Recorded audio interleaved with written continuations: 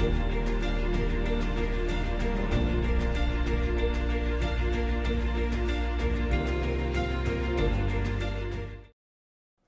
evening. It's Pastor Nate Dubbs, and I'm so glad that you're able to join with us tonight as we continue on with our Unchained series.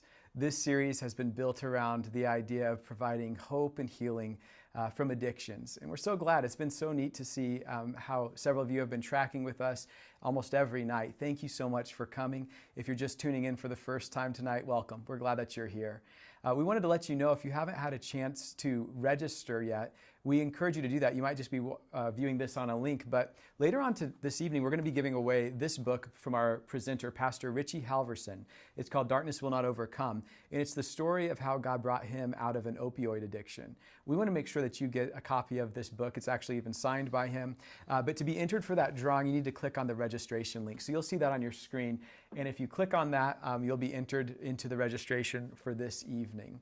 It'll also give you a reminder for our final event that we'll have tomorrow at 7:15, our last episode of Unchained. So once again, welcome. We're glad that you're here. It's always fun for us to see where you're watching from. So we encourage you to put that in the comment section right now. If it's Ottawa or perhaps you're down in Ringgold, wherever you might be, put that in the comment section if you'd like to. And we love looking at that during our break in the program. Hey, we also wanted to let you know that later on in our program this evening, we'll be doing a Q&A time with our guest presenter.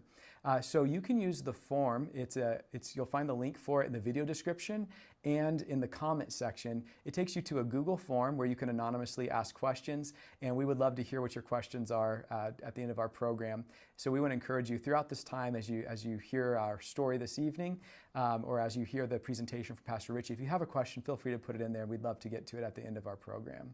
We also want to encourage you to like this program and to share it with others who could benefit from the hope and healing found here. With that said, we get to turn to one of my very favorite parts of our time this evening, and that's our interview time. This evening I have the joy of interviewing Gabriel Trujillo. Gabriel, welcome. Thank you. Great to be here, Nate. Well, it's awesome to be here. Gabriel, you're a longtime friend of mine, and it's just such a pleasure to be able to catch up. Life gets busy, so it's fun to be able to catch up with you. Tell us a little bit about yourself. I live in Adairsville, Georgia. So if people aren't familiar with where Adairsville is, it's not a big city, but it's near Calhoun, Georgia. And I lived there with my family, my wife Heidi, and my 3 children.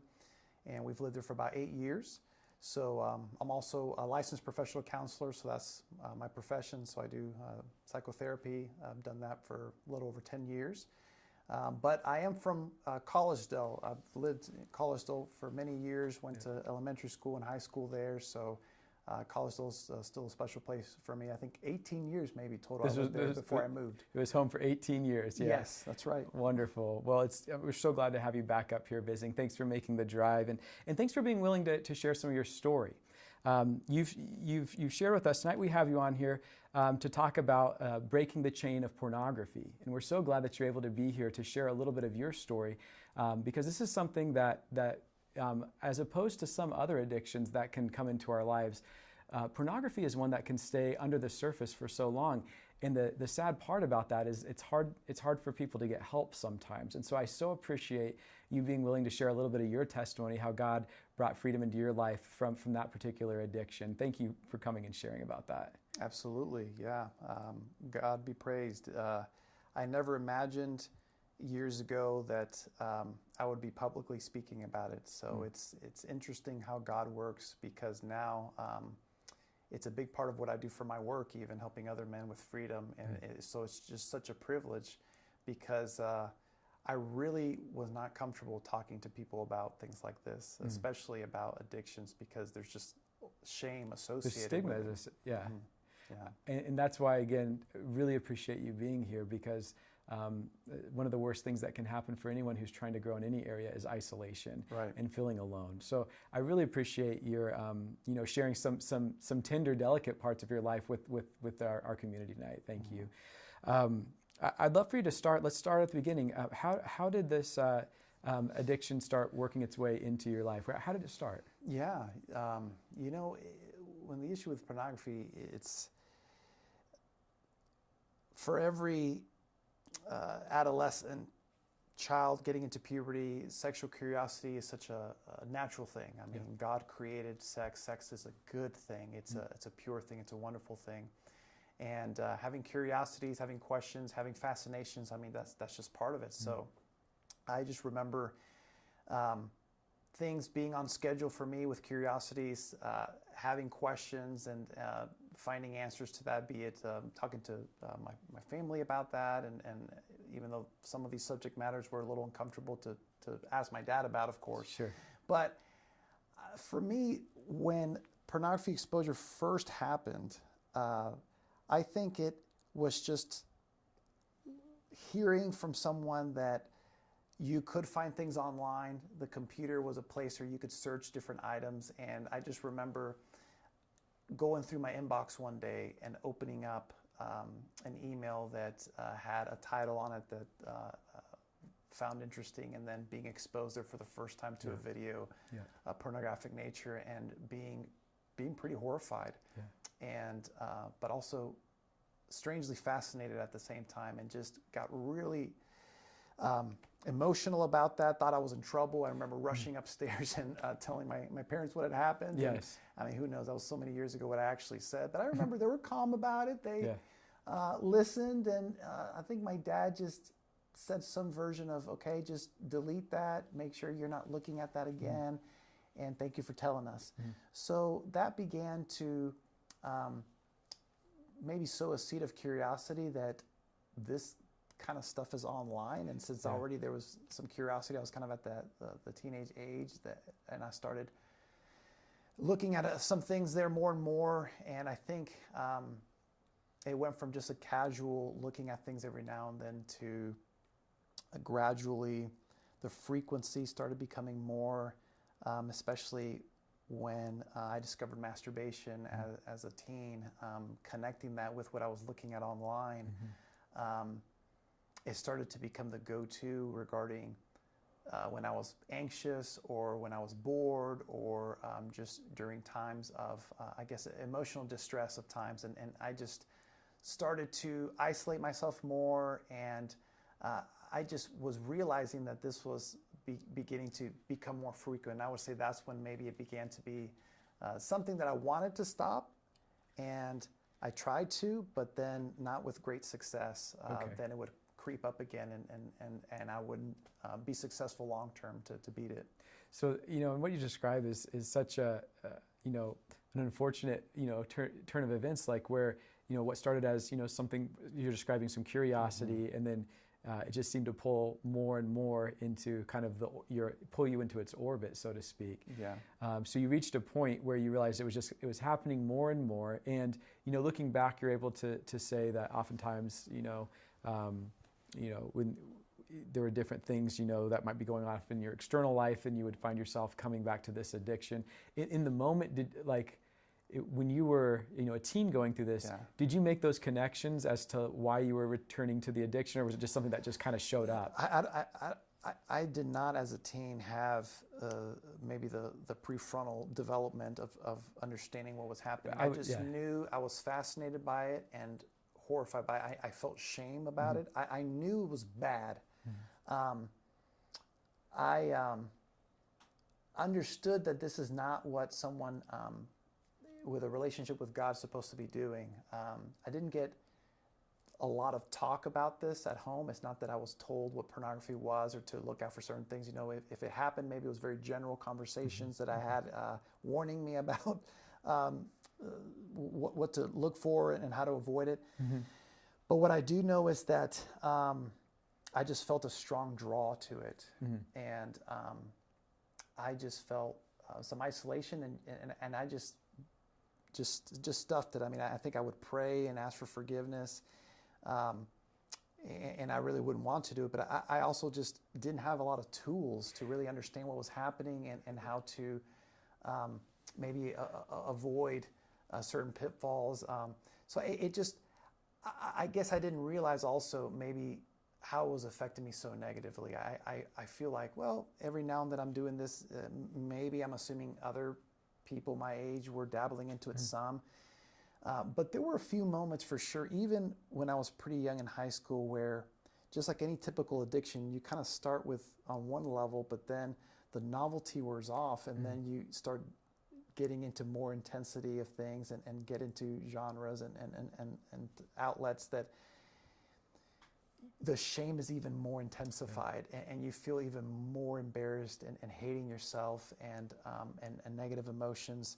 And I certainly started to have some moments of that in high school, but again, the issue was there wasn't that much communication about this issue. Yes. Not that many people in my church. I mean, I'm sure there were some. I don't want to give any criticism to the wonderful mentors and spiritual leaders that I had growing up in Collegedale, but again, I just felt like I didn't have all the tools, or I felt like nobody really was talking about it that much, so I was very embarrassed to admit to somebody that I had the same issue. I kind of wanted to pretend that it wasn't happening, or minimize that this was really maybe not affecting me as seriously as it was. Yeah, absolutely. I think you described that really well. And what you're describing is, somebody in isolation, realizing, hey, this is something I'd prefer not to be here.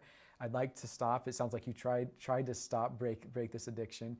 But again, my heart goes out to you and so many others, because it just feels what you're describing is someone who doesn't have the support and the tools.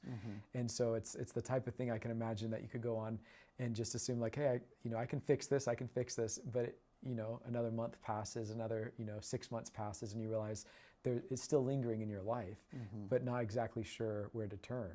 Yeah. And so for you, it was this mixture of wanting to stop, but then feeling terrible about it, but also not knowing what to do with it.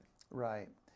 And I just remember that as the years went through high school, my relationship with God got more serious. I mean, I feel like God was calling me in my high school years and my commitment to Him, and I started getting closer communication with some spiritual mentors and getting even involved in like leading Sabbath school groups and even speaking in front of my peers and different subject matters from the scriptures. It was exciting to me. I felt my relationship with God growing. And this was sort of the thorn in the flesh. So while I did feel a deeper sense of understanding of the scripture, I was spending more time with God, but the confusing thing was I was still engaging in pornography and masturbation, and I knew that this wasn't congruent with what was happening. So sort of what began to affect me negatively, looking back now so many years, is that I started developing sort of this dichotomous thinking or parallel lives, that I would have sort of the spiritual, I'm okay, and preaching about some of these things, but then in my private life, it wasn't always the same, and I felt confusion and some shame with that. And I just remember really hoping that, almost like, I don't know what I was picturing, maybe something magical in the sense of somebody would just out of the blue reach out to me and just ask me maybe directly a question. I don't know what I was picturing, but I definitely remember as a young kid, I wanted to talk about it to somebody. Wow. But I just felt very horrified to admit that this was part of my secret life, and how would people react? Like, are they gonna tell other people or think I'm very strange? Or was I the one struggling more? Maybe other people dabble in this some, but maybe I'm doing it so much more than other. I don't know. There was just such a fear. Right. That just has plenty of room to grow in isolation, because you literally don't have any benchmarks or any other people to look around and see like, hey, how am I doing? Is this normal? What's going on? Yeah, because we want to kind of compare. So is this normal? But people were pretty silent about it. No one that I knew was very openly. Like if there were purity talks, the ones that I remember, things stayed pretty general, and we didn't get into details. But so I remember even, because I started going to certain conferences, youth conferences for Adventist youth, which were great. I mean, great.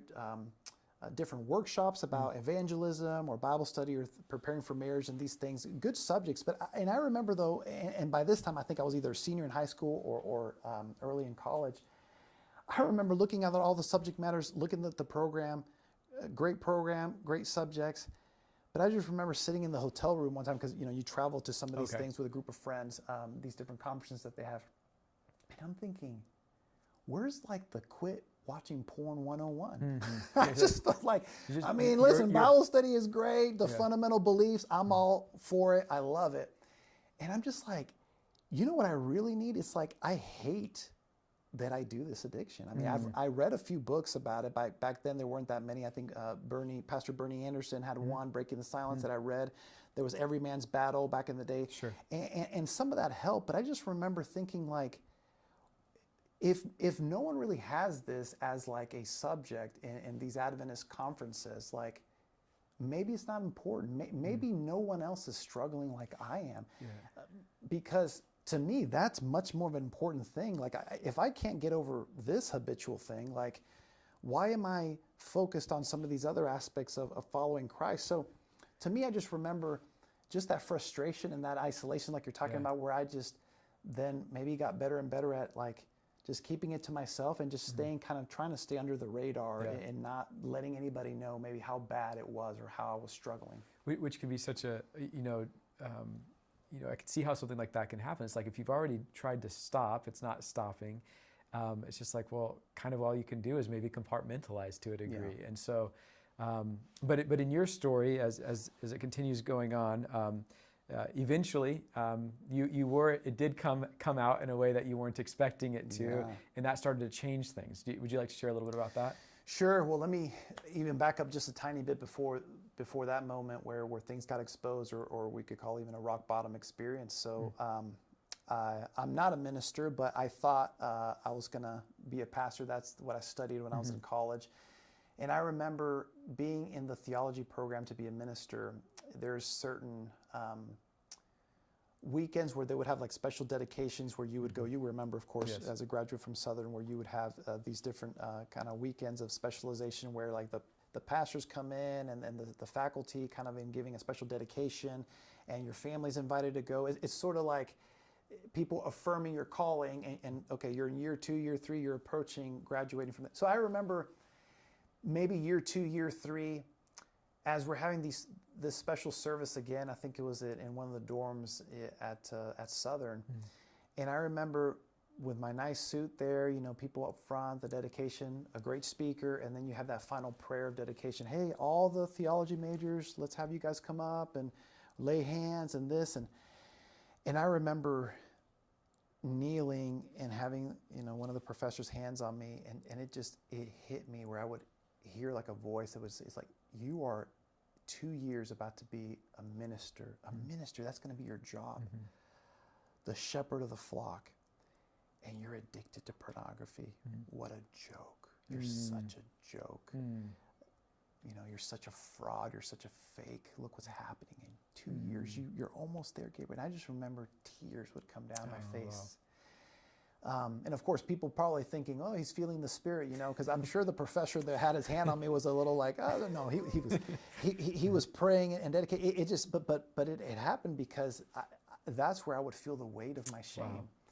Is that I'm getting closer to being this spiritual leader, and I'm in my opinion, no further ahead in overcoming this chain than back in middle school where some of this began, and I began to do this perpetually. So fast forwarding a little bit, still really I was just stuck in a cycle where I would get into sometimes would go really far, and I felt it scared me a lot, and I would purge, maybe I would get rid of things and decide that this was going to be the last time, and maybe I would be okay for a little bit, but then it just always came back. I just kind of went through that cycle all throughout college.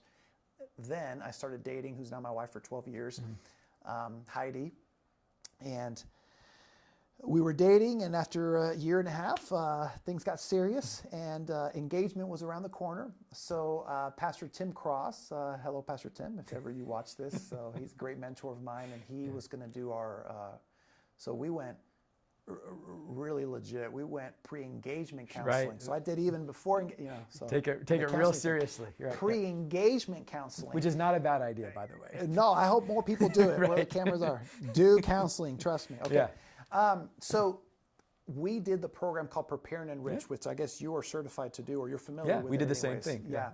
So a lot of ministers do that. Great program. So essentially, if someone is looking into getting into marriage, it's a great program where you take a certain set of list of questions. Your partner takes this list of questions, and then based on how you answer, whoever's facilitating is usually a minister or a counselor. They can see kind of your problem areas, where you're compatible, where you're not. And so we were getting set up to do that. So Tim Cross, who was already my youth pastor, who I've known for a while, I said, hey, can you do this pre-engagement counseling for us? So there was a question. You take the test separately, okay? So she went and took her questions. I did mine. Yeah. And there actually was a question in there about pornography. Interesting. Mm-hmm. It says, do you struggle with pornography? And then you answer like somewhat, a lot, or one of those Likert scales. And then it asks about your partner or husband or wife to be. Do you think that they struggle? So you actually answer for them as well. Mm-hmm.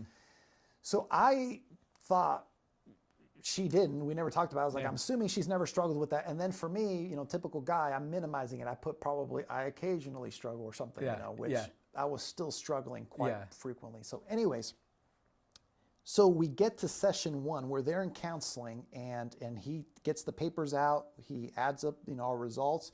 And I guess the good news is we came out pretty compatible. So that's the good news. He 12 years in, he's like, he's like, hey guys, good. First want to say good news, and this is this.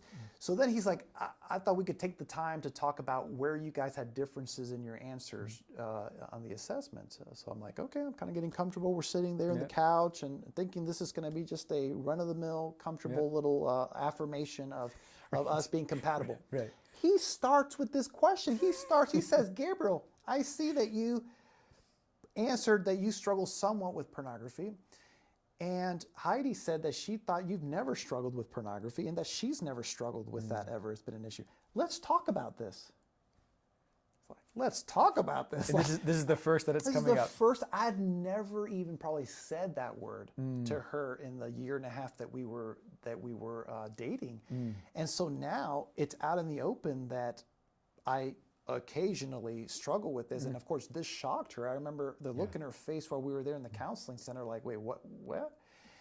And so he kind of pressed and wanting us to talk about this and for me to share regarding my history with this. Well, by this time, it's like, well, I can't just escape or a hole to appear in the ground for me to jump in there. So now it's now something that I've hid for so many years. The secret's out. And I began to just talk. I mean, who knows what I said? I was very nervous, but I admitted there in front of them and started talking a bit about my history with this. And I just remember she was just in tears. It was just such a surprise, and we had a lot to talk about. And I just remember that moment, although the embarrassment was so big, and I was just horrified at what she thought about that. And I mean, I guess, are we going to break up? Is this over? And I remember her words were with so much compassion, but accountability in the sense that she said, Gabriel, I love you. And this is a shock, and this hurts, and I'm confused, and I still love you and want this to work, but this is not going to be part of our marriage, she said. And I'm so grateful that she had the courage to be so direct with me like that, because it's really the motivation that I needed, that I had to stop making this a solo mission. The way that I was dealing with this addiction the whole time, it was still just reading something and just assuming that reading and just praying alone, it was going to give me long-term success. I knew that I had to do everything that I could and search all the different resources, or else this marriage was going to be over before it starts. And in God's mercy, His timing is always perfect. Around this exact time, which is just, never coincidental, in God's providence, there was a men's group just starting in Collegedale, which is now through a ministry called Blueprint for Men from Georgia Cumberland.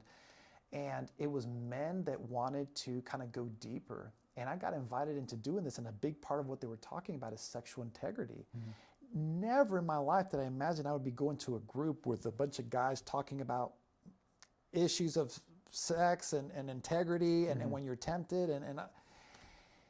But man, it's exactly what I needed. And I just remember being so nervous that first time, and a bit prideful too, if I'm completely honest, because I think part of why it took me so long to get the help is just that my pride thought that this was just going to go away on its own.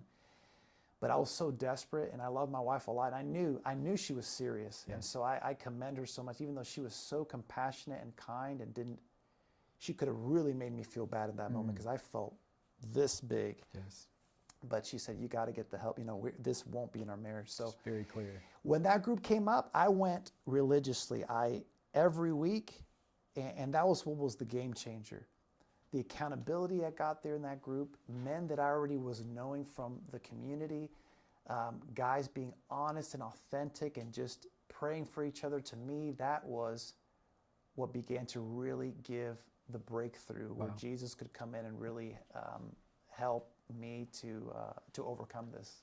I love to hear that. So you started going to getting together with other people and kind of breaking the silence, so to speak, about this with a trusted group of people. Really started that journey to freedom that you've experienced. Yeah, that along with some counseling, and I did continue to do some reading, but I feel the biggest change was now I had a community of men that were equally willing to put the masks down, not pretend like everything was okay, talk about deep issues. And I crave that. I didn't realize how much I craved that for so long, for another successful man to just show this young college student how do you do it without making me feel ashamed, because I'm the kind of person, man, I'm hypersensitive to people's emotions. Maybe that's why I became a therapist, but it's like, I just always felt like, if I could tell you're not interested in what I'm saying, like I don't want to share with you, because it's just going to be too devastating for me to have you reject me if I'm sharing something vulnerable with you. But that's what kept me in the isolation with a lot of these things. And for me to finally experience that in the confidentiality of this support group, these men are doing it, older men than me, successful men, and just being so real about their walk with God and about being men of integrity, and seeing that they had some of the same temptations. I just felt, wow, Lord, thank you for this. I felt like a burden lifted. To me, it was like, for the first time, I'd heard so many different sermons my whole life, but I finally got to really taste what it really means that Jesus loves me, even knowing everything about me. A hymn that just meant so much to me during that time of my life was, and can it be, amazing love, how can it be that thou, my God, should die for me?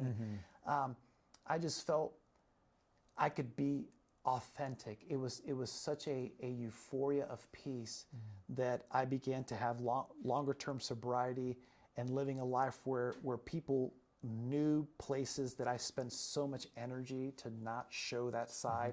And so that led to things improving with my then fiance and then wife. We with our 3 kids now and Tovi. I don't even want to imagine what my marriage would be like if I hadn't found that group.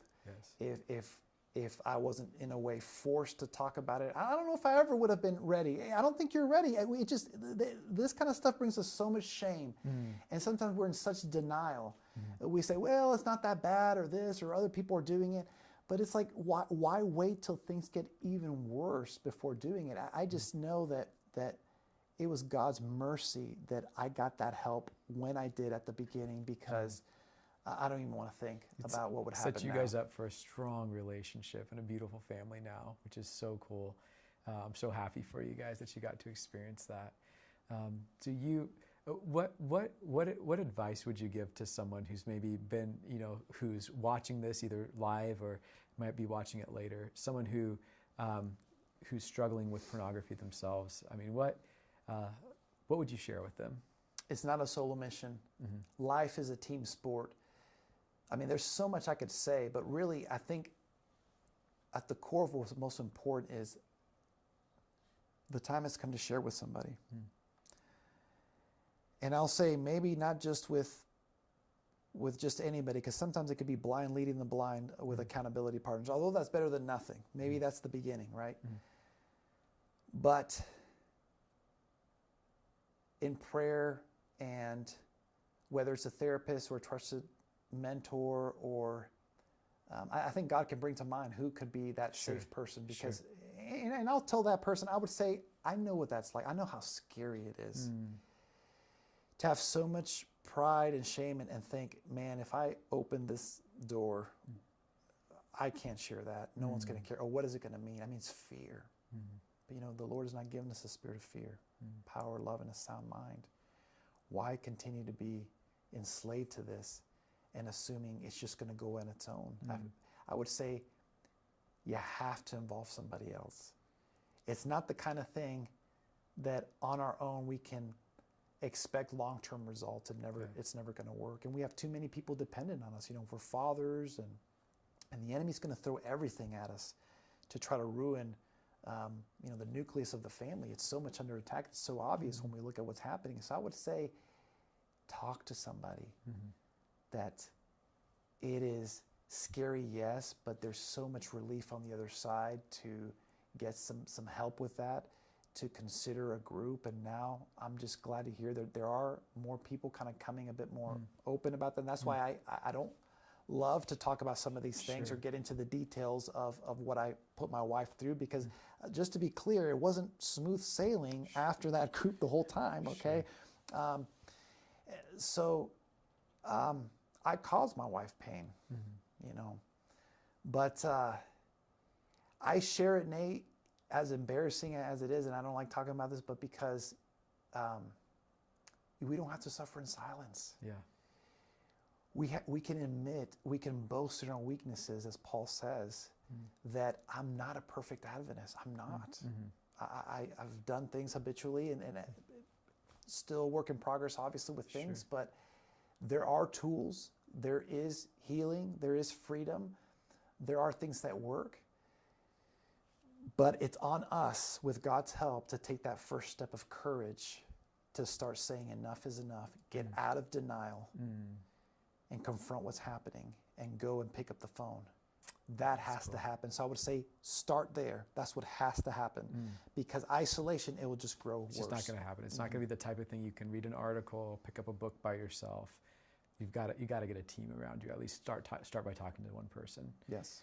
Gabriel, I really appreciate you sharing so much. And we're going to have a question and answer time after we watch a presentation from Pastor Richie Halverson. I have more questions I'd love to get your opinion on. And so, but for right now, thank you so much for sharing how God has brought freedom into your life, blessed you with a wonderful family. And thank you, and a wonderful career. We're able to help continue to bring freedom into people's lives.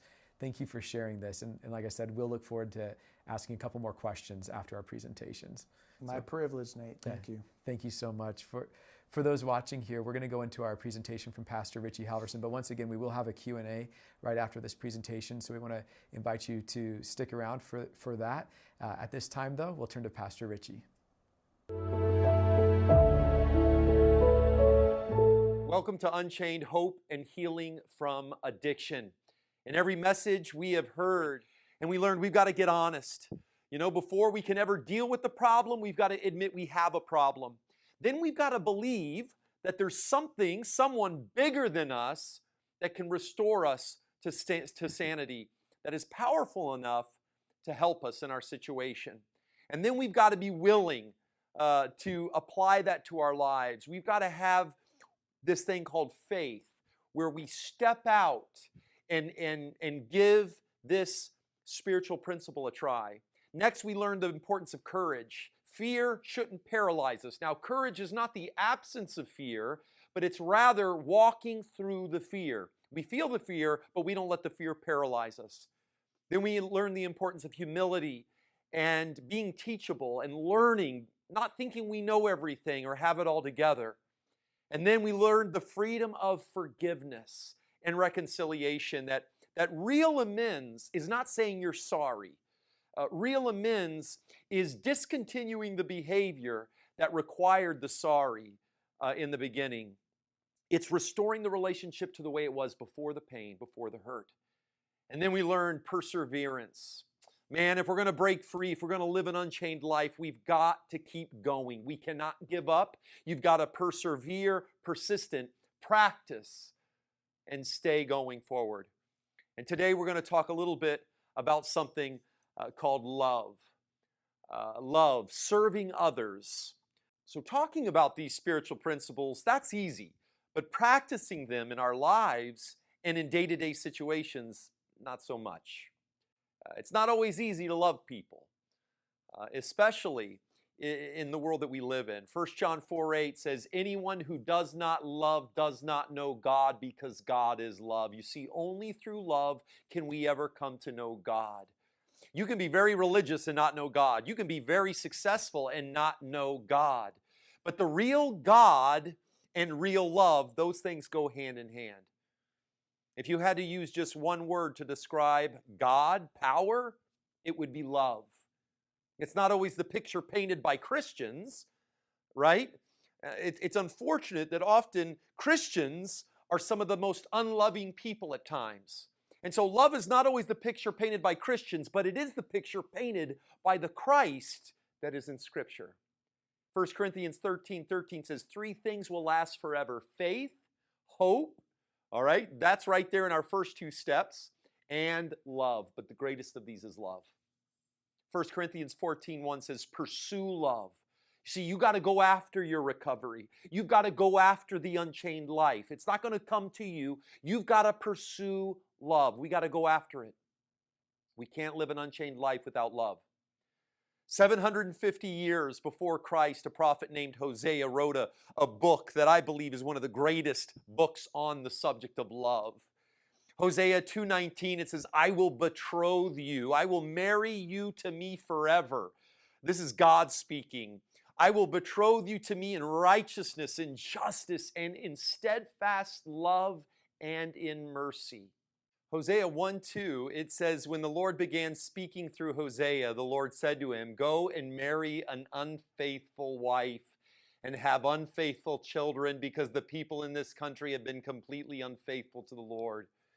The New Century Version says unfaithful, but what the actual word it uses there is whore. Eugene Peterson in The Message put it like this, Hosea 1:2. The first time God spoke to Hosea, he said, find a whore and marry her. Her name is Gomer. They have 3 kids together, 2 boys and 1 girl. When the first child, Jezreel, is born, Hosea 1:3, she conceived and bore him a son. But with the next 2 kids, she bore him is missing. And so there's a good chance with children 2 and 3, Maury Povich would say, Hosea, you are not the father. The daughter's name, Loruma, means no mercy. God is upset because his people are his people in name only. They show no mercy. Have you ever met any self-proclaimed Christians maybe like that, or people who might have been very religious, but they had no mercy, they had no love, they had no grace? That's what God is saying about Israel. His son Lo-Ami means not my people. For you are not my people, and I am not your God. In Matthew 7:21-23, Jesus says, not everyone who says to me, Lord, Lord, will enter the kingdom of heaven. On that day, many will say to me, Lord, Lord, did I not prophesy in your name, cast out demons in your name, and do mighty works in your name? Yeah, but you didn't love anybody, and so I never knew you. We see knowing God and love inextricably linked. 1 John 4:7, beloved, let us love one another, for love is from God, and whoever loves has been born of God and knows God. Unless we love, we can call ourselves followers of God, we can call ourselves Christians, we can call ourselves people of love, but we're not. Our name is Lo-Ami, not my people. So things go from bad to worse for Hosea when one morning he wakes up and he finds that Gomer is gone. Suddenly Hosea is a single dad and he's raising 3 kids, 2 of which are not his. You see, real love isn't always easy to do. But if you want to live an unchained life, you're going to have to learn how to love. You're going to have to learn how to love the hard to love. Hosea 3:1, the Lord said to me, go again and love a woman who is loved by another man and is an adulteress, even as the Lord loves the children of Israel, though they turn to other gods. So during this time, Israel embraced pagan philosophies that taught that love could be purchased. But the reality is real love can't be purchased. They bought into this idea that love is found in the pursuit of self-gratification, that love could be found in the accumulation of stuff, or that love, that real satisfaction was selfish and self-seeking. And so God asks Hosea to help him show his people what real love looks like. You know, real love does not close itself off from people in need. Real love does not shut people and a community out of our lives just because they look different, just because they act different, worship different, just because they have problems and you don't think you have problems. Real love doesn't close itself off and ignore people in pain. Hosea goes looking for Gomer. You see, real love goes looking. We got to go looking for the people in pain. We got to go looking for the people that are hurting. In recovery, there was a saying I remember hearing very early on, and that was that the newcomer is the most important person at any meeting because you cannot keep what you have without giving it away. And very early on, you know, I'd go up to my sponsor and be like, oh, this is happening at home, and oh, this is a problem, and I can't believe this is going on, and you know, this person's upset at me, and my sponsor told me, Richie, the best way to get out of yourself is to do something nice for someone else. And he introduced me to this thing called service work. I was given the job of making the coffee. You know, and it took me several tries to get the coffee right, but man, me just coming to the meetings and having a job and doing something for someone else instead of doing something for myself, that was love. Coming early and setting up chairs, you know, it seemed simple, it seemed small, but man, that's what I needed to do to get me out of myself. That's what real love does. It goes looking for someone to help. It goes looking for something to do. We live in a very selfish culture. We need people to go look for people that are hurting like they're hurting. And the reality is, the greatest way to live an unchained life is help other people live an unchained life. We can't keep what we have without giving it away. So just think of some of the places that Hosea had to go look for his wife. He's got to go to the red light district. He's got to go to the bars and the brothels in order to find his wife. He's got to go up to the pimps and the pushers and the bartenders, and he's got to say, have you seen my wife? Oh, sorry, man. I didn't know you guys were still a thing. No, she's not here anymore. And so Hosea has to go out and keep searching. When Hosea finally finds Gomer, it's not a pretty sight. She's being auctioned off. I hope you know, man, that's what addiction does. That's what this thing, sin, can do. It uses you up and then it sells you out. It will never give you the satisfaction that you're looking for. It will never take care of you. Hosea 3:2, so I brought her with 15 shekels of silver and a homer of lethech of barley. Now that wasn't that much money. In fact, it was about the amount to hire just a normal housekeeper. So Gomer's been passed around so many times, she's not worth much to anyone anymore. She can only go for a little bit, and yet she's worth something to Hosea. I want you to know right now, you are worth something to God. You are worth so much. John 3:16 says, for God so loved the world. It doesn't just say he loved the world, it says he so loved the world.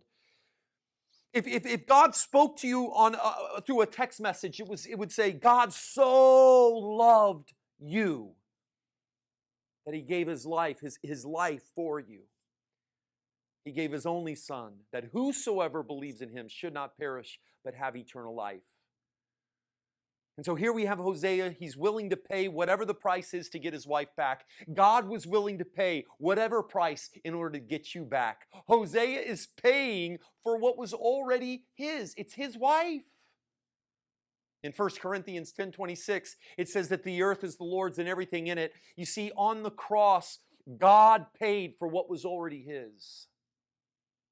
After this, Hosea renews his vows to Gomer, and he says in Hosea 3:3, then I told her, from now on, you're living with me. No more sleeping around. You're living with me, and I'm living with you. I'm committed to you, and you're committed to me. Friends, that's the kind of love that changes everything. Hosea 3:5, after this, the people of Israel will return to the Lord, their God and follow him and the king from David's family. They will tremble in awe of the Lord and of his goodness. And so here we have Hosea. He's standing there with his wife, who's cheated on him a few times, he's had to buy back from the auction block of slavery and sin. And that's when God gives Hosea a vision of Jesus Christ. According to that text in Hosea, what causes the people to come back to God? It said it was his goodness, his love. It's interesting, the name Hosea means salvation. Psalms 95:1 says, God is the rock of your salvation. You know what the name Gomer means? It means completion. Ephesians 1:23, and the church is his body, and it is made full and complete by Christ. Guys, only in the love of God will you feel absolutely complete. Because God is the only one who knows absolutely everything about you and still chose to give his life for you. Matthew 9:11, the Pharisees asked his disciples, why does your teacher eat with such scum? Have you ever felt like scum? Jesus came for the scum of the earth. What they called worthless was worth everything to Jesus.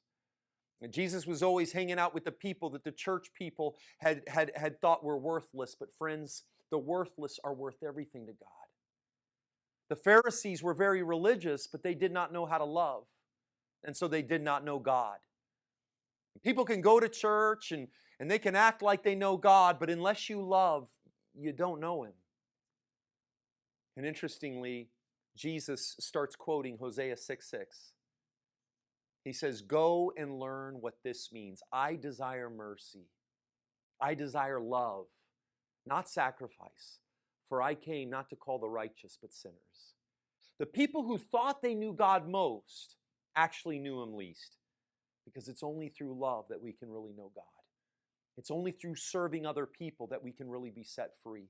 It's only in our focus on someone else that we can get out of ourselves. Romans 3:23 and 24, everyone has sinned. We all fall short of God's glorious standard, yet God in his grace freely makes us right in his sight. He did this through Christ, Jesus, when he freed us from the penalty of our sins.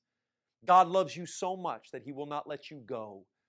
Man, I've tried to run away from God. I've tried to leave his love, but he keeps coming after me. That's the kind of God that we have. That's the kind of love that he has for you. Luke 19:10 says, the Son of Man came to seek and to save the lost. You see, Jesus is our Hosea. He says, I'm going to keep on looking for you. I'm going to keep on knocking on the doors for you. I'm going to keep asking people where you are.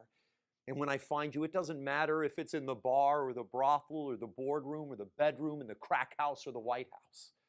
When I find you on the selling block of addiction, broken, beaten, covered in chains, I will give everything I have just to get you back. 1 John 4:11, beloved, if God so loved us, we also ought to love one another. You see, when we realize what our Hosea did for us, we can't help but go after other Gomers that are hurting. Man, we work with people, we work with Gomers, people that are sold out, that are broken, that are hurting, that have been used up.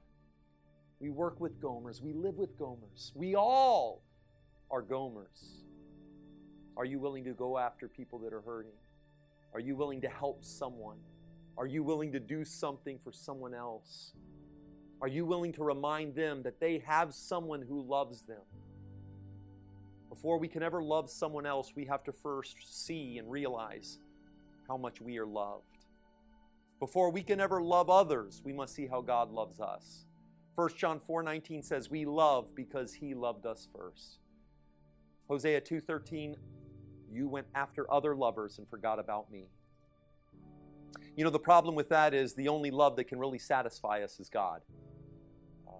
Hosea 2:7 says she will chase after her lovers, but she'll never catch them.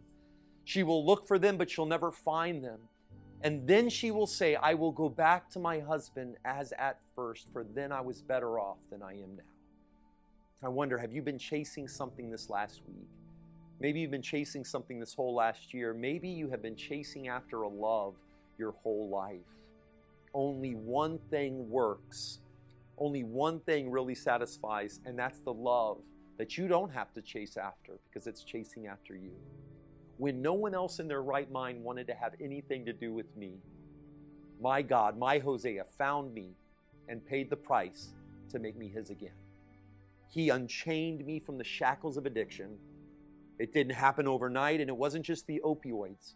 See, the drug addiction is only a symptom. The drug that you use doesn't really matter. It's why am I going to these things? And that's what's cool about this series is all these principles that we're learning will help us deal with other chains that are holding us back in life. If it wasn't drugs, maybe it was spending money I didn't have to impress people I didn't like. All of these principles that we're learning, we can apply to the different chains that hold us back. Join us for our dramatic conclusion in our next session, part 10 of Unchained. You're not going to want to miss it.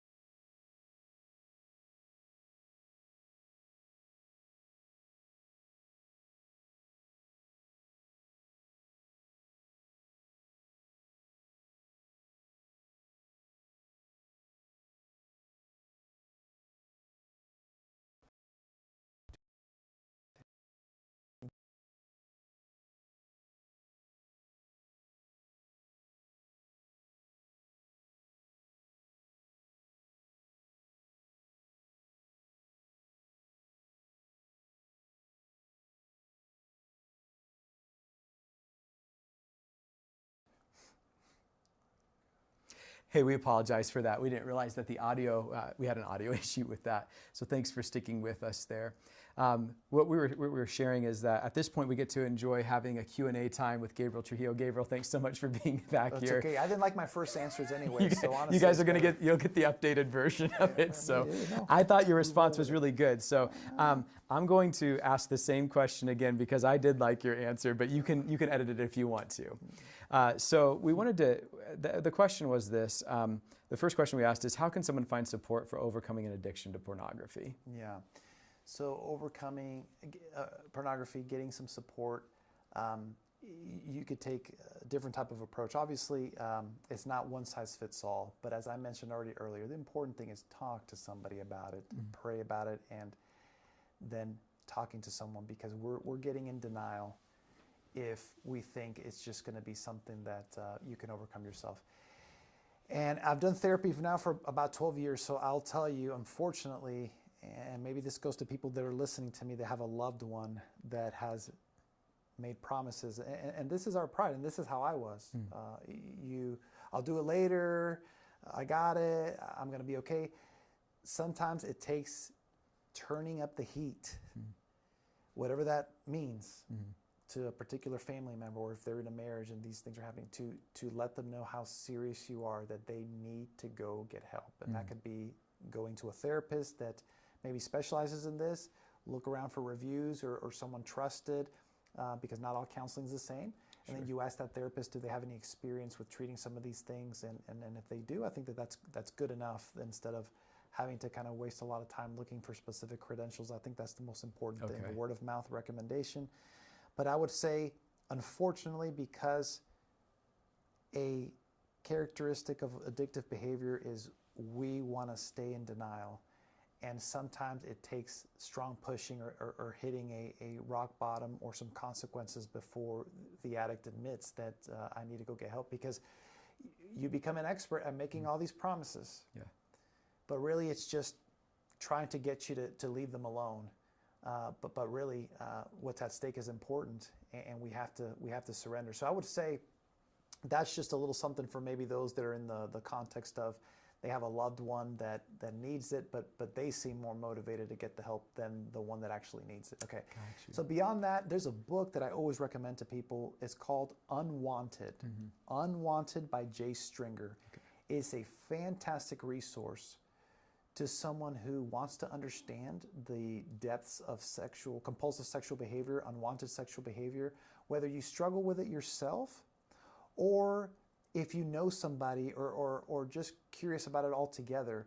It's an excellent resource. The clients that I've had that have read through it, and we've gone through some of the Q&As that are after each chapter, often the spouses get a huge blessing from it as well. So I really would recommend that book. I'm sure you can find it on Amazon. That has tons of resources. And what's great about that book is that the author is a licensed counselor, but also he's really a pastor himself, a young guy, bright guy, that takes the best of research of what's out there to help people overcome this, but also connecting it from a very biblical worldview. Wonderful. So it really has been a great resource. So really I would say the book, in finding a local therapist that's recommended, I would say there's different online resources that one can look at, but I do want to make a plug for the accountability group that we have online. So we have a group that's free of charge. I would love anybody that's listening in to check it out. So it's just a men-only group, but for the last several years, I co-lead with a gentleman called Tom Pike, a Men of Integrity group, helping men overcome, if it's porn addiction or any other type of issues with lust. We meet Monday evenings at 7 o'clock Eastern time. It's a virtual group. Perfect. And if they were interested, we could either have a link maybe here, or I can give you the information. They could contact you in some way, and I'll give you the link, because we do want to have a personal contact with you before you join the group. We do have an onboarding procedure just because of the nature of what we're doing. We want to kind of get to know the particular needs. But more than happy to invite people there. We have a good group, about 20, 30 guys that join, mainly Adventist guys from all over the world, completely confidential, and it's a great resource. So I wanted to invite people to that. I would start with those resources. Those are solid resources. I appreciate you sharing that. One of the questions that came on is what would your recommendation for someone be who's struggling with same-sex pornography addiction? Yeah, someone who's struggling with that, I would say first, if this is a child, I would say just know that them admitting that is probably one of the hardest things that they've ever done. So what I was sharing before we realized that we're unmuted or the audio's not working is that I sometimes go around different churches in the conference to do little workshops about this topic. And I will often ask, hey, so who of you had a healthy sex talk with with your parents? And it's always very few that raise their hands. So I would say if you're a parent who's even willing to have this talk, and by the way, it's a misnomer. It shouldn't just be sex talk. It's really sex talks, right? We have this view in our mind that, oh, when are you going to have the talk? But I think that what we have to realize that what God wants us to do is with our kids have an ongoing talk about healthy sexuality, because if not, culture will be glad to do the teaching for them. Right. And it's just helpful to have that. You don't have to be an expert. It might be a little awkward. You might be nervous. No one loves some of these topics, but kids want to hear from us. And as parents, we're very influential, whether we believe it or not. So I would say first to just provide a space of compassion and to be able to ask questions. And if that is a parent-child relationship, that's where I would start. That first is what's needed, is make sure that the channels stay open. But then as far as resources with that particular one, to me, I would say that the same resources that are helpful for heterosexual type of pornography, in my opinion, are the same for same sex. So I wouldn't necessarily say that anything different needs to change just because that's the particular type of it. What's interesting about the several conversations that you start to have with people, because I've been a part of helping men overcome these things, is that there does start to be a pattern of the type of pornography that people get into. And what you realize, and the book Unwanted talks a lot about this as well, is that the behavior is not accidental. It speaks to a deeper underlying wound that's taken place. So it's never about the porn itself. It's never about the addiction behavior itself. It's about what it represents or what's actually happening underneath that. So I would be more curious for that person to be addressing that on what are the underlying values of what's going on than necessarily the type of pornography that it is. So really any good resource for pornography would also fit the bill with someone struggling with same sex. And I want to give a website that's very good for parents. It's called it used to be called Protect, but now it's Defend. DefendYoungMinds.com. DefendYoungMinds.com. It's a resource full of articles, people that have blogs that they post. There's books there that in my opinion are very balanced. They're not in like an overtly religious organization, but they're very balanced. And obviously the people who are leaders of it are, they do believe in God, but they want to kind of cast as wide net as possible in helping people. But that's a resource that I trust quite a bit with the people on there. So I appreciate you sharing that. That's very, very good. And one more question, though. I do believe that you've started answering it. What advice would you have? You've referenced how it's important to have that open conversation, again, from a family perspective, to keep the channels open. But what other things can they do to create an environment where a child can receive help if needed? Let's say a parent becomes aware of a child who's talking, and you've shared, affirm them, keep that open. What might be the next thing that they do? All right, I'm going to challenge your viewers. The best thing you can do is you get healthy yourself. That's good. There's nobody that's going to be more influential over your children or in the home than you yourself. How are you doing with talking about your issues or your integrity, or how comfortable you are? Not you, Nate, but I'm speaking generally to everybody who's listening, because it starts there. Search me, O God, and know my heart. See if there's any wicked way in me. That we as fathers in the home, that we have transparency about these things. I say we start there and the rest follows suit, because we set the tone of what our kids will pick up. So that's what I would say. Wonderful answers, Gabriel. Once again, let me just check. I want to check here one more time, but Sure. I think we got everything that came in this evening. Okay, good. Thank you so much for coming and sharing. It's like I said, it's appreciate you sharing from your heart, and also your experience now as someone who continues to help people find freedom. Thank you so much for this. It's been a joy to connect with you. Thanks for sharing your story. My privilege. Thank you, Nate. For those of you who are watching with us, we did want to let you know, thank you so much for tuning in tonight. We have our drawing winner for this evening for this copy of The Darkness Will Not Overcome is Linda. We'll make sure to send you an email and make sure that you get instructions on how you can get this book. We'll mail it to you, or you can come pick it up. So congratulations, Linda, on winning this book this evening. We want to encourage you to join us tomorrow as we have a special guest, Donna, who's going to share about becoming free from the chain of drugs. And Pastor Richie will be sharing his final message on an unchained life too. And so we hope that you can be here at 7:15 tomorrow. We also wanted to invite you, if you've been enjoying these messages from Pastor Richie, in just a few weeks, he's going to be doing a series here in Collegedale, if you're in the Collegedale area, called The Darkness Will Not Overcome. And this is going to be a special 8-part series that he's going to be doing, where we can find out more about the hope and clarity we can find in life through Jesus Christ. It's going to be a really neat time to come together. It'll be an in-person event here at Collegedale Community Church. You can see a slide up on your screen about where you can find out more information about that event. But once again, Pastor Richie, we appreciate you sharing with us, and we look forward for you to share at that event as well. For tonight, though, we thank you for watching. We hope that you have a good evening, and we hope to see you here tomorrow. Take care.